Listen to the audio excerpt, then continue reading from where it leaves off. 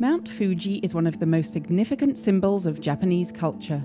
Karen Kosmowski, a National Geographic photographer, has traveled to Japan to photograph the mountain. I can't believe I'm looking for Fuji in the middle of a typhoon. I have 3 more days to go before I have to leave back for the States, and hopefully between now and then I'll be able to see the mountain. Mount Fuji is very important for Japanese people. Karen feels that this may be because of its size. The mountain dominates everything, and you can easily see how people would come to worship the mountain. Another reason for Fuji's importance is that some people feel that Mount Fuji is a goddess. Many festivals are held to celebrate this goddess, and they usually include lots of dancing and fire.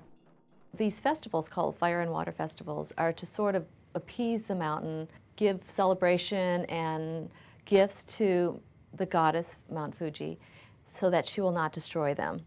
Karen starts her photography shoot at the base of the mountain, where many tourist attractions can be found. Mount Fuji attracts a huge number of tourists, and after a visit, most want to go home with a gift.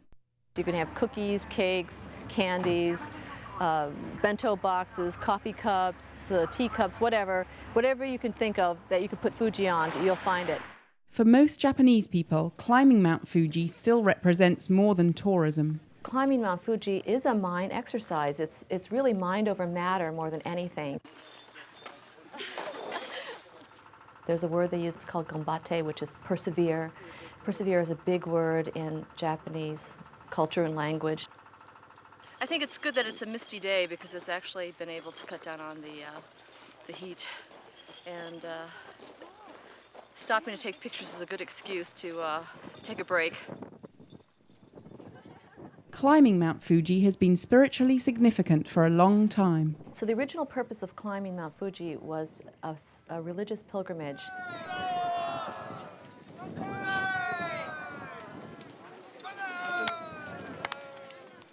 I think it's always kind of an amazing event when you climb for 12 hours or whatever, and you come up and you see this gorgeous sunrise. It just really is quite an emotional event.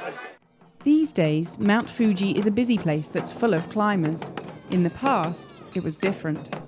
The women were not allowed on the mountain until 1930, so these would be men climbing the mountain, usually with tabbies, which are these little white socks, and a white outfit with the straw conical hat. So people would climb on the mountain sort of as a purification process of their soul. Karen feels that climbing Mount Fuji is an amazing adventure that's almost like an amusement park. She also feels that it's a national bonding experience that brings the people of Japan closer together. There's a whole group of people who operate or who live on the mountain for about 6 to 8 weeks at a time that make this adventure possible for the 400,000 plus people that climb it during that 6-week period. How do they get the food up there? I mean, there's vending machines at the top of the mountain. How are the cans of sodas brought to the top? Obviously, there's some vehicle that has to bring it to the top, and it's the bulldozer. Managing Mount Fuji is a huge operation. At the end of the climbing season, there's still more to do. Toward the end of the season, they have a bunch of groups. They come and clean up the mountain because a lot of trash and litter is left. Karen explains that cleaning up the mountain is a kind of community duty for most of these people. When one looks at Fuji, it's easy to see the hard work that keeps it in good condition. It's also easy to see that the effort is well worth it. Mount Fuji is as beautiful as ever.